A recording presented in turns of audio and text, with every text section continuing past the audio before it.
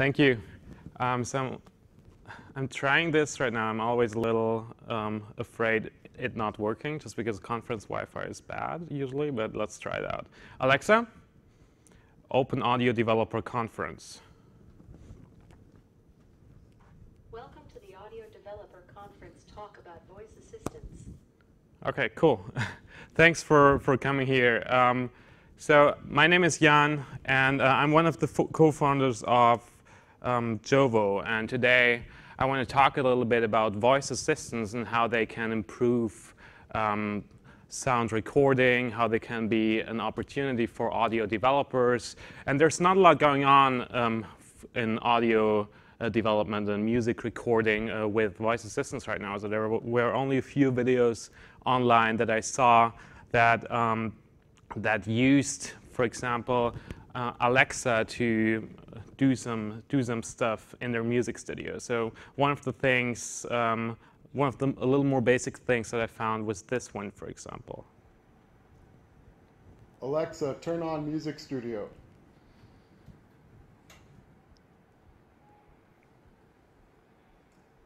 So, something basic, but interesting, right? So that's just a Wi-Fi plug, a Wi-Fi outlet, and that's it. But it's already showing that you don't have to like pull certain switches and to make everything work. A little bit about my background is, so I'm one of two founders of Jovo, which is an open source development framework for voice and beyond, as we call it. And we do two products right now. The first one is already live. It's open source.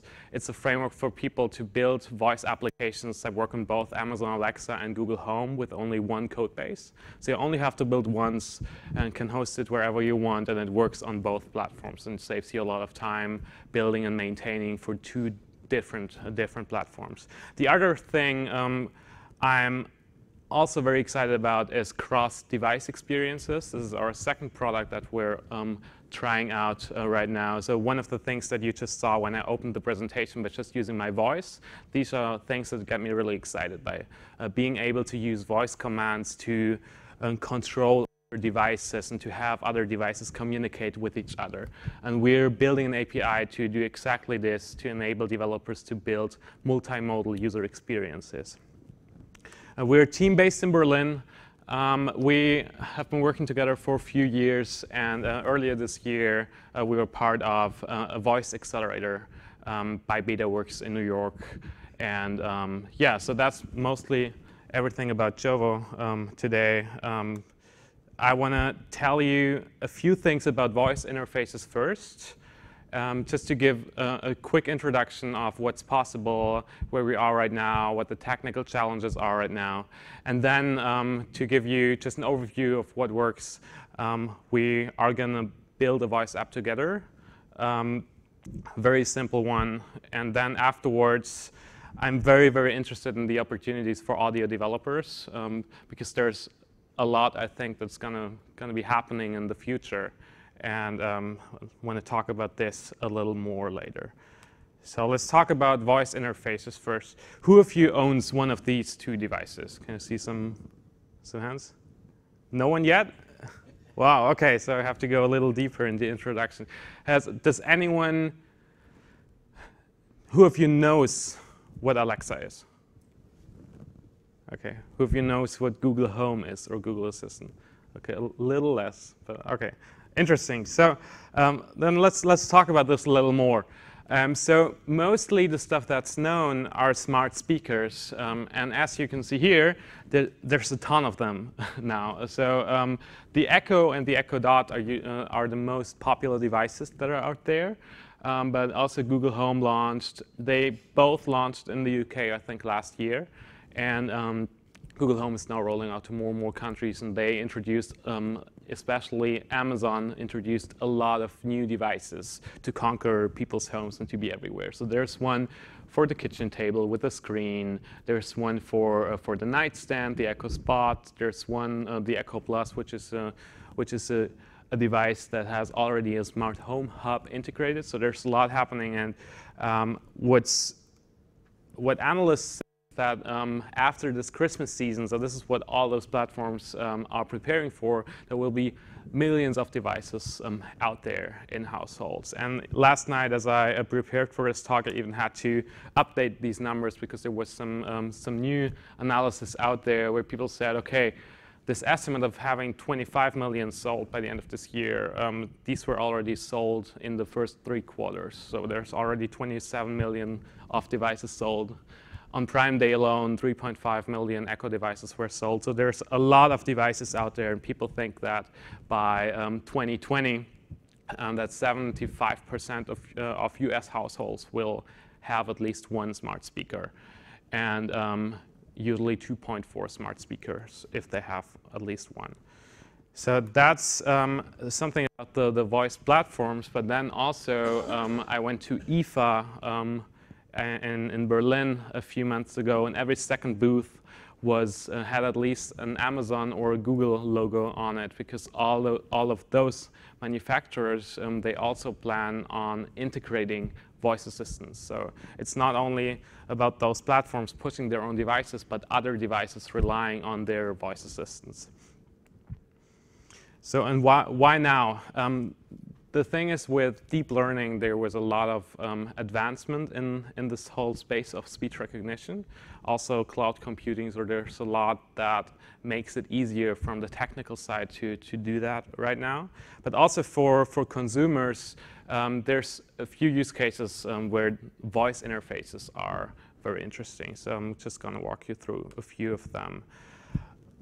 That's like the typical use case. You're at home, your hands are dirty, busy, you're cooking something, and you don't want to like wash your hands to swipe on a screen, for example. So if your hands are busy, but also if you're just doing something, I know I hate it when I have to, like when I want to look for the next underground train to leave, that I have to switch the tab, type in bahn.de in Germany, for example. And so with this stuff, you can ask for specific information without having to stop what you're currently doing.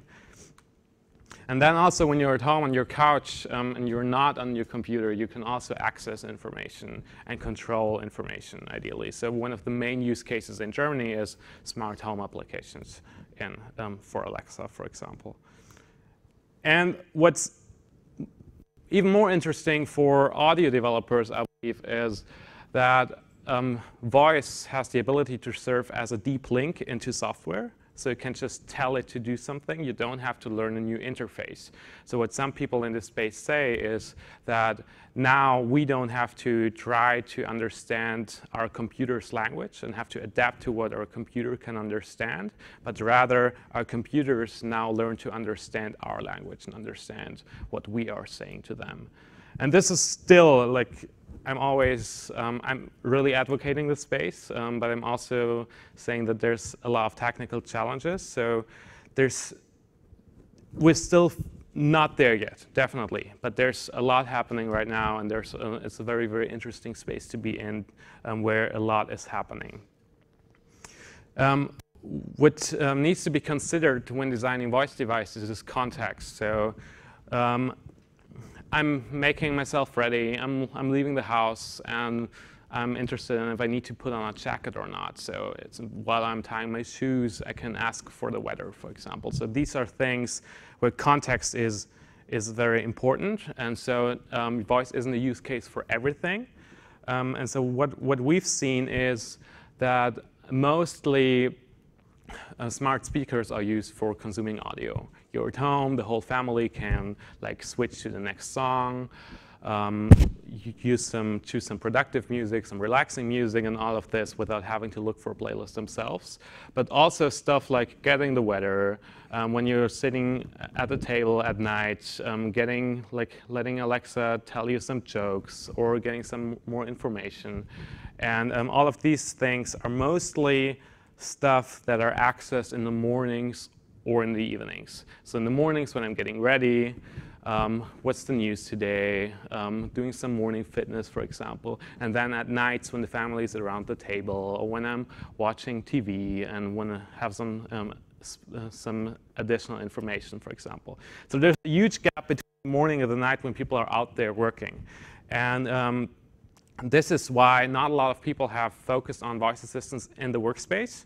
But we believe at Jovo, we believe that in the next few years, there will be no limits. So voice won't be limited to the smart speakers. Smart speakers are a great entry point for voice interfaces.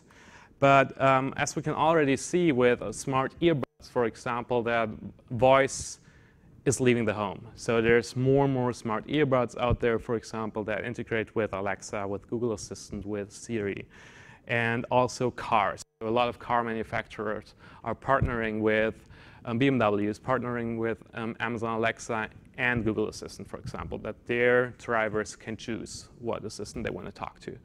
And so this is something we're very interested in. And we also believe once people are accustomed to using voice as an interface with their technology, that also soon they will be demanding to use voice in the office. And of course, there's limitations. I don't want to look silly while talking to my computer when there's 5 coworkers around there. But there's a lot of, I believe, interesting use cases for that. And so, for example, there's already a few companies working on that. So Cisco, they launched a smart assistant for meeting hardware. So they already have a bunch of meeting hardware out there, and they're now working on a smart assistant for that. So meetings are something where people have always been interested in speech recognition. But also, so I don't know if you've seen this, will.i.am also announced that they're working on a voice assistant for enterprises. And they somewhere down there, so they raised $117 million for this to work on this voice assistant. So there's a few people tackling this space. Of course, when we're will.i.am, it's a little easier to raise an amount of money like this, but there are people working on this. There are not a lot of people working on this. We will talk about this later. I would just believe now that there's so many people who don't have an Alexa device out there that it's important to understand how voice apps work first, and then afterwards we can talk about specific applications. So I brought 3 applications with me that I'm excited about for audio development, and I want to show them later. But let's build a voice app first. So what's a voice app? Has any one of you heard who knows what an Alexa skill is? Okay, no. So an Alexa skill is, so you're helping Alexa getting a new skill, you're building an app for Alexa.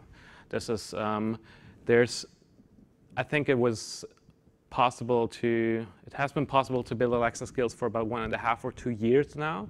And the number of apps available for Alexa just exploded in the last few months. So now there's 25,000 Alexa skills out there. There's about 3,000 on Google Assistant, for example. So there's a lot of people now in this space, but it's still early, and there's still a lot of opportunity for developers. Actually, voice app development, some people liken it to web development in 1998, for example. So there's still a lot of people trying everything out, still a lot of stuff that's not great for voice, but also a lot of interesting use cases that have just been built out. So how does it work? You talk to a smart speaker. The smart speaker has wake word detection. It listens to you all the time, but isn't sending anything out to the cloud. So it's tracking locally if you are saying the wake word Alexa, and if you say it, and then it sends the stuff you were saying out to the Alexa API, to the cloud, where it then processes your request. And Alexa isn't going wild right now because I muted it, so it doesn't listen all the time when I'm saying it. So this is how it works. And there's a few voice platforms out there. I wanted to mention 4. So there's Amazon Alexa, Google Assistant, Amazon Alexa having more people, having more devices. I think they have about 86% of market share right now in smart speakers. But Google Assistant we'll have about 60% of market share on smartphones in 3 years or so, according to an analysis, just because they have Android. And then there's Microsoft Cortana. They have a huge user base, but Microsoft Cortana is mostly disabled on Microsoft, what we learned. But still, for Office use cases, they do have an integration with Microsoft Office. That's something interesting as well. And then there's Siri, of course, which people are a little upset with, just because it hasn't changed a lot in the last few years. And also, it isn't as open as the other platforms. So it's a little more difficult to build an app for Siri. There's only a few use cases that are supported by Siri. So I won't go into detail for Siri. And our platform only works for Alexa and Google Assistant right now, just because those are the ones where the developers go to. There's 200 Cortana apps out there right now, I think. So there's not a lot of people developing for Cortana. So how does it work? This is one graphic by Amazon. So it works like this. I already told you the person is speaking to a device. Then it's shooted up to the Amazon Alexa cloud, where automatic speech recognition is done, where the natural language understanding is done. And then afterwards, the request is sent to your app, and your app does something with it, returns a response, and Amazon Alexa uses that to turn the text into speech and return something for your users. So this is how it works in a nutshell. For the two different platforms, it's usually the same thing. Alexa lives inside a smart speaker. So you're not talking to an Amazon Echo, you're talking to Alexa. And your Alexa skill, this is the code hosted by you somewhere that uses that request and turns it into a response. Same thing with Google Home. So Google Assistant is the voice platform, or the smart assistant platform, living inside Google Home, also inside Android mobile phones. And apps for Google Assistant are called Actions on Google, or Google Actions. So I'm just going to walk you through developing a very, very simple voice app. I'm only going to do it for Alexa, because we don't have a lot of time, but it works on both platforms. I've taken screenshots, but I believe, let's do that. So the thing is, if you look at this, you have two things to do if you're building a voice app.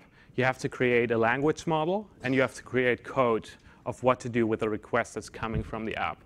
So the speech recognition is using your language model to see if what the user wants by talking to Alexa through your app, and then it's just sending something to your app. So there's two things you have to do, and we're first building the language model, which you have to do on the Amazon Developer Portal. So you can just go there on developer.amazon.com, create a new skill, and this is how it looks like. So it's pretty simple. You can create a name and an invocation name, and I will show you what that means. So the invocation name is like the icon of a mobile app. It's like what people are saying to access the information. So right now it's not as natural as it should be. So people still have to say, Alexa, open audio developer conference. They can't just say, Alexa, do a beat or something like that, just because Alexa still needs to know what app to talk to. But they're working on that, actually, and they already have some things where they suggest certain skills when people say certain things. So this is the invocation name. And then after you created that, you can create the interaction model there. And the interaction model consists of mostly three things.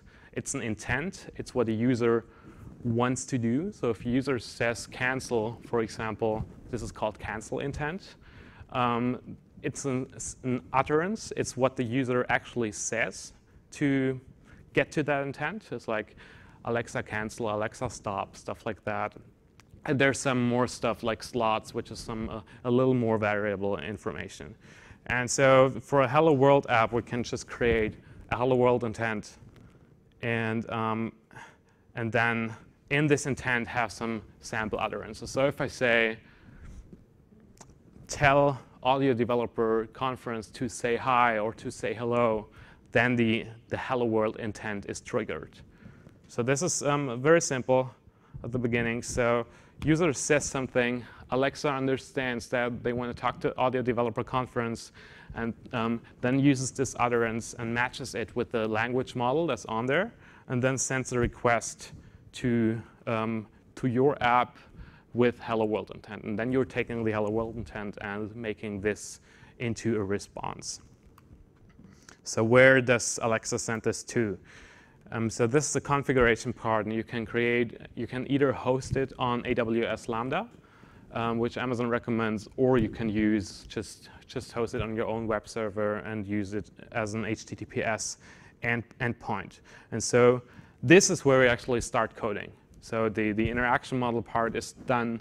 We can create more and more intents later, but this is where this part is done, and we can start building an app.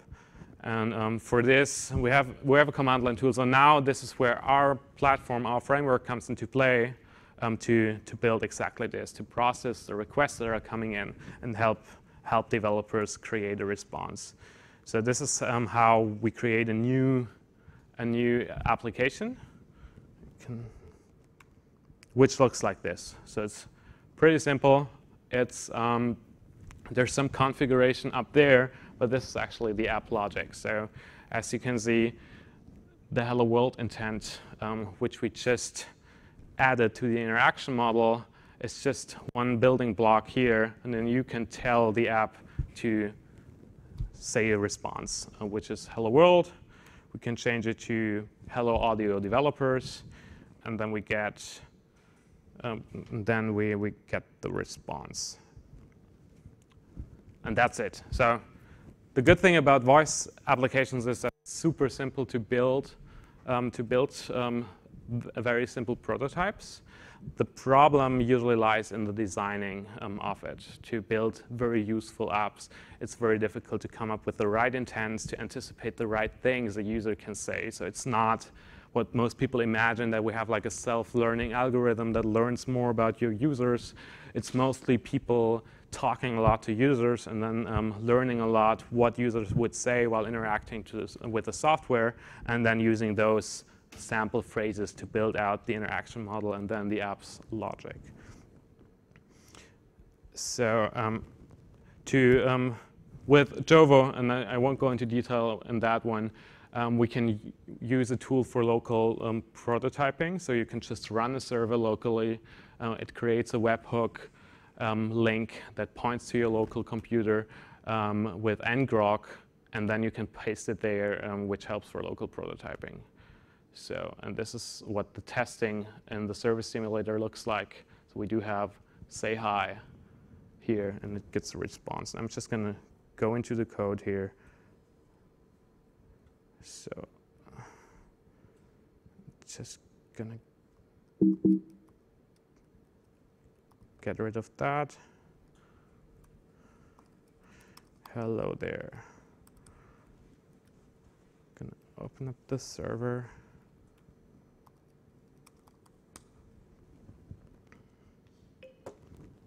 Alexa? Alexa? Open Audio Developer Conference. Hello there. Okay, so pretty easy. And I won't go into detail a lot for this. Just wanted to show you with our framework, it works for both platforms.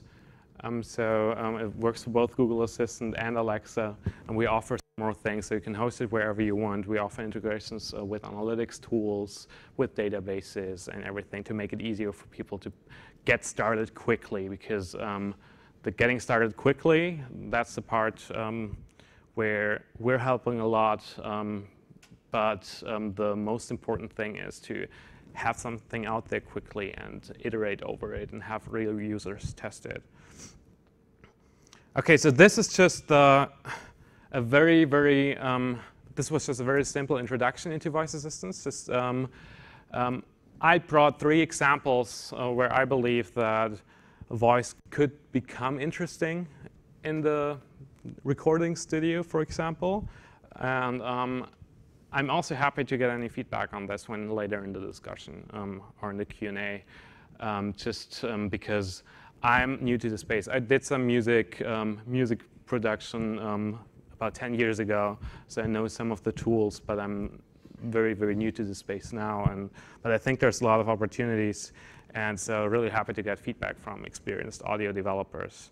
So I brought 3 examples where I believe there could be something interesting happening. The one thing is, it's the analogy to like mobile music creation, for example. It's just you could create music while talking to Alexa.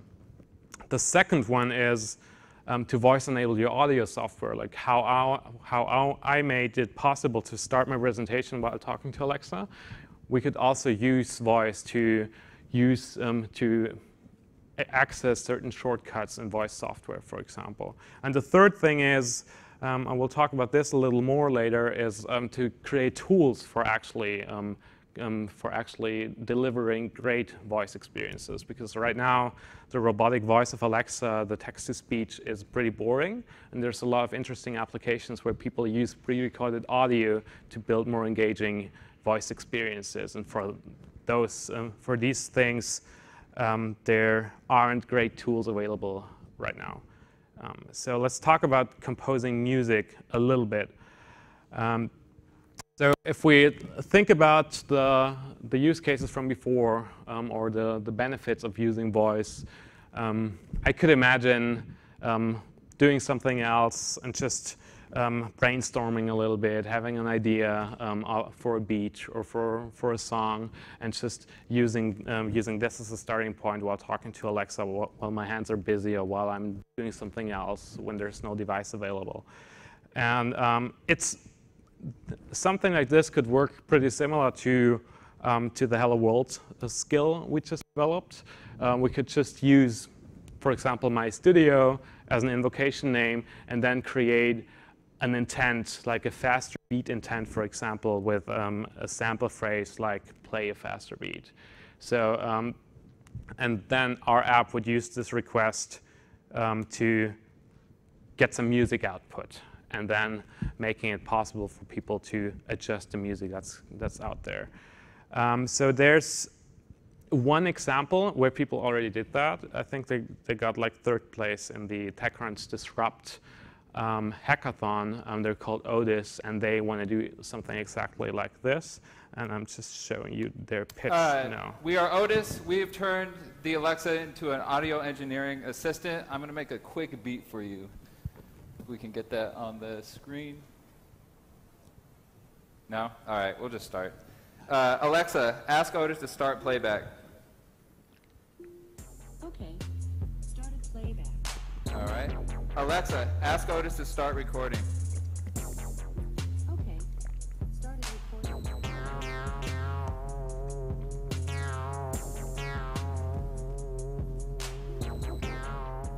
Alexa, ask Otis stop. There was a problem. Alexa, ask Otis stop. Okay. Stop recording. Alexa, ask Otis start playback. Okay. Started playback. Alexa, ask Otis add. So I think this is an interesting use case, but as you can already see, right now it's still limited. When there's a loud beat playing, of course, Alexa is having more difficulties understanding what you're saying. So this is where there's technical limitations. But I think there's a lot of people that don't like mobile music creation, for example. But there's also a lot of interesting use cases where it helps newbies create some new beats and getting acquainted with music production. So I believe this is an interesting use case. But actually, I'm getting from left to right, I'm getting more excited about the use cases. So this is just one example how it could be used. The other one is voice enabling your audio software. And this is something I was talking about this earlier, about the deep link into software. So people don't have to learn a specific UI, or maybe they're doing something else right now, using a specific feature of the audio software, but then want to use a voice command to access something else. And I believe this is very interesting because like music software is hard to get into. And of course, there's always professionals that understand how it works. I mean, it's like Photoshop, for example. There's for newbies to get started is pretty difficult. And so I believe that making it easier by using voice or natural language to access certain features, this could be something interesting. But I believe that speech recognition isn't there yet. But I believe that there could be stuff happening soon, at least for some utterances. So we could use the same intent, the faster beat intent, but instead of giving a response on Alexa, we could just use that to trigger a certain feature on our software. So this isn't so hard to do. You just have to understand that the user that's talking to your Alexa device is the same user sitting at the computer using your software. And there's even, this is from a year ago, but there's a video of Sir Mix-a-Lot who wanted to do exactly this. So he was working with some people from Amazon, and he was saying in this video that like he knows his tools, but sometimes he just has an idea, and then he has to like pull a lot of different things off to get started by developing a new song. So he said if he could just say something to Alexa to get started quickly, that would be of value for him. I researched it, so this article is from April 2016. There's nothing released yet, so I don't know if they're still pursuing it. But I think for some audio software, it would be very interesting to get at least some sort of integration with voice to play with it and see if people are digging it. And this is like the integration there between software and the Alexa device is actually something we're working on with our API. So we're working on an identity layer that helps people connect devices, because right now it's difficult for people to set up the identification on Alexa and then match it with the user that's sitting on the computer and using the software. And that's what we're working on right now in some pilot projects. So this is the second part to voice-enable audio software. Unfortunately, I don't have anything cool to show there yet. But I believe that maybe in a year or so, there will be more cool stuff to show. And then tools for pre-recorded audio. So most skills, when you open them, they start with the same thing. It's like, welcome to the to-do list skill. Welcome to the audio developer conference skill. Like, it's always the same Alexa device. It's getting pretty boring. And there's a few very, very interesting use cases that use pre-recorded audio. So you don't have to use text-to-speech. You can also just play MP3 files.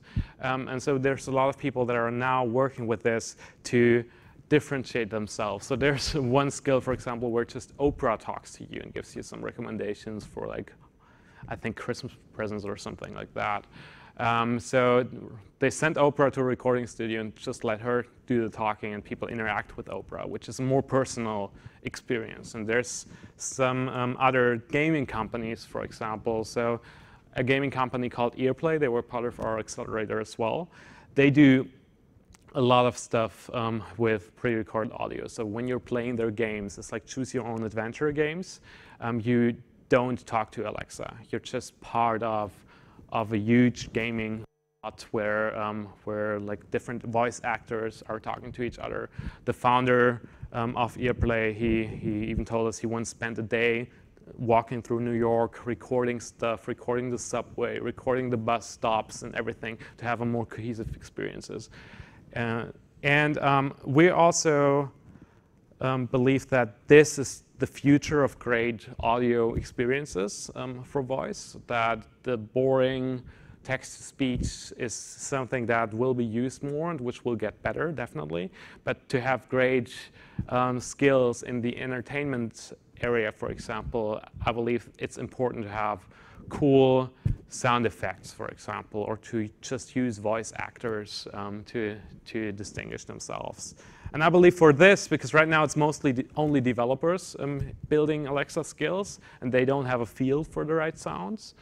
So I believe that in the future, we need more people like audio engineers and producers to be part of the team and building stuff with us developers. We also built something that relies on pre-recorded audio together with a fitness brand in Germany.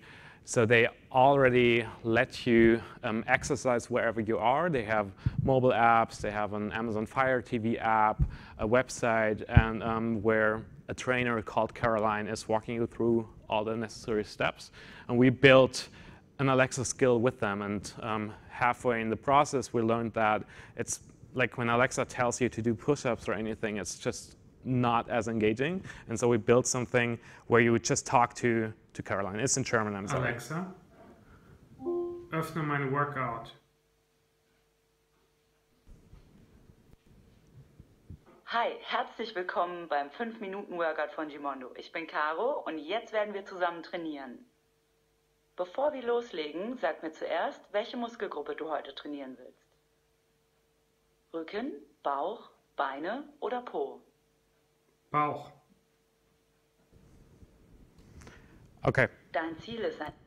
So as you already saw, there were it's still a prototype, and there were like huge pauses between different audio clips and all of this. It's a pain in the ass right now to build for this. So we're working with them. It's like a very step-intensive process where they send us a script. We used that to build the app. Then we used that, updated the text for them. They sent Caroline to the recording studio. Then used an employee to do the whole like cutting and compressing and everything. And then afterwards, because you can only use a certain format of MP3 files, you have to send it to a processor, then upload it somewhere where it's accessible. And I had to use all the links and update them in the app and then put the app live. And now, like, I had to send the app back to them so they can do the cutting again and get rid of it. So it's a lot of stuff that, it's a pain to do that right now. And so in the Friday hack session of a few hours, we built a very, very simple prototype that tries to make that easier. So it's really, really like only a prototype. But so it's just a website where you can record stuff on. Hello, audio developers. How's it going? I'm sorry about that. OK, now it's cut and processed and uploaded automatically. And let me. Yeah, so you can hear it there. And hello. And then I'm getting a link and can put it into my skill there, and then it works. Alexa, open audio developer conference.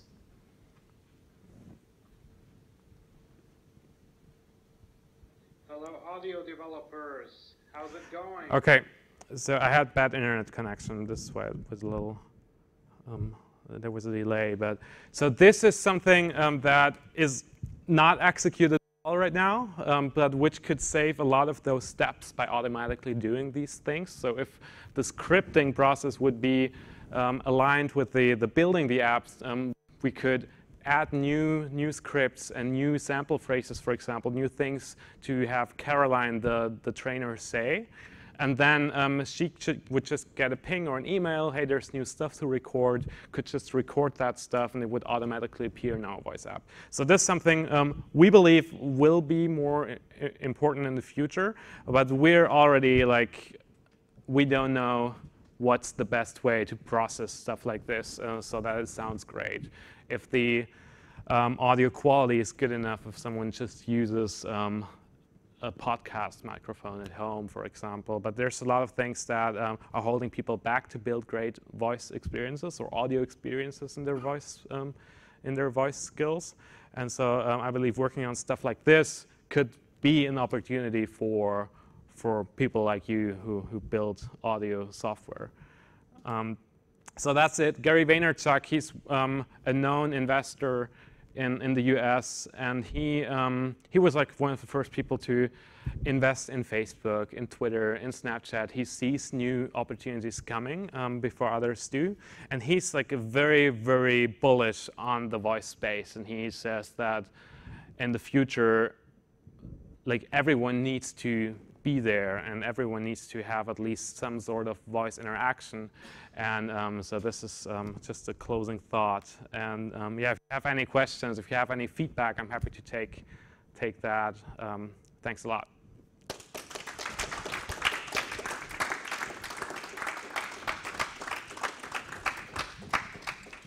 Jan, thanks very much. That certainly was very interesting. I learned a lot from that, and I think there are probably huge implications and opportunities for audio developers. We have 5 minutes or so for questions. So if anyone has any questions, please let me know. Oh, one there. I'll come back to you in just a sec. Hi, thanks for the talk. I wanted to ask, how do you have any insight into how Otis actually hooked up Alexa to just a desktop computer? Because Alexa's just kind of standalone. Am I correct in thinking that, or? I think they just use something called, so what we built was a custom skill with a custom interaction model. What they built, I believe, is an audio player skill. So stuff like play something on Spotify, of course, that's more natively integrated, but it's the possibility to do audio player skills, to just stream audio. And I think that's just what they did. Okay, so prospectively, you could have Alexa execute commands on your desktop or on your laptop computer. Is that? Yeah, that's not correct? what they did, but yes, that's possible. Yeah, that's what we're building with our API to make that process easier for developers to help with certain SDKs for certain software, and to do the connection between voice and desktop software, for example, or mobile phone apps. I just have one more quick question. In terms of like culturally, because I mean, all of us being over 18, and culturally we think about how awkward it is for us to speak directly to a computer, directly interface. Has your company actually thought about culturally, as generations come up and you become more, acclimated to, I guess, speaking with a computer? Do you have any kind of comments on that, or just have you thought about that at all? Yeah, that's a great question. So what we see is for two demographics, it's very interesting. It's like people that are older than our generation that didn't grow up with computers. They can now just talk to computers, and the computers understand them. So my dad, for example, he never grew up with a computer. He was writing emails like this, and now he's like sitting on his couch dictating emails like a pro, and it's like very cool to see that. But then again, if you look at children, so at the demo day of our accelerator, one person said that the fourth word his daughter learned was Alexa, for example. So now, because I mean, language is the first thing they learn, and it's now easy for them. And if we look at teenagers, they're not typing anymore. They're using WhatsApp to send audio messages. They don't send like normal typed messages anymore. So I believe that like our generation, because we grew up with that, we feel a little awkward maybe to talk to our computers, but the younger people aren't. And even if when we were in New York, there were way more people than in Berlin just walking across the street with earplugs and just talking to themselves because they were having phone calls. And just I also believe that it will be less and less awkward in the future to walk across the street and just talk into the air. Hi, great talk. Hi, great talk again. Thanks. You were talking about using voice command in the studio to do like complex tasks. And it strikes me that really well-designed audio interfaces are all about context. You take the context, you move around the context, and you have a fairly limited number of choices within one context. Whereas traditionally, a thing like a digital audio workstation is like this huge visual UI that's got like a million choices in front of you at any one point. And is there a thing that we have to start like engineering interfaces at scale differently in order to build successful voice interaction into the stuff? Yeah, I think so. So that's a great point, and I don't have a complete answer on that. I believe that context will be more important in the future. We already see that in web interfaces, that people that use certain features, that those features appear with a higher priority, for example. So different people see different features when looking at that. Also, if we I have a touch bar here on my MacBook, and it shows, it's also context aware. So when I'm in different apps, it shows different features there. And I believe it's moving towards that as well. And what we even say with our vision is to help people build context-first applications. So not think about a certain channel that reaches people, but think about the context the user's in and learning more about your user. And I think there's a lot of people moving into that direction. But it's difficult to build that, definitely. And the big players, they have the data to build for this. And small developers, small studios have a little more difficulties to build something at that scale. I think we have time for one more quick question, if there is. Yep, okay.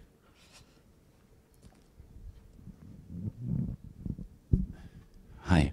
Is there any way to just basically access the server from Amazon so that you don't necessarily need this type of client? Because you also mentioned like BMW who's working on this. So I doubt that they will put such a client somewhere in the car. Let me show it to you.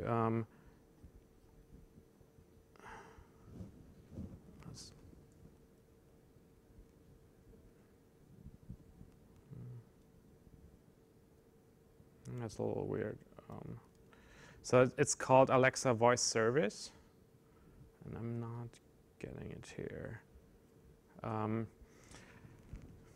I can access it here. So when you create an Alexa skill, you have two options to build with the Alexa Skills Kit, which which makes it easy to build apps for Alexa on the device. But you can also use the Alexa Voice Service to build something into your own device, and that's what these smart speaker manufacturers are using. And there's tools like Reverb.ai. They offer a mobile phone app or a Windows app, for example, that uses the Alexa voice service, so you don't have to buy a speaker like this. You can test your skills by just talking to your computer or to your mobile phone, for example. Thanks. Okay, thank you very much, Jan. I think that was incredibly insightful. Thank you all for your questions, and the next session starts in 10 minutes. Thank you. Thank you.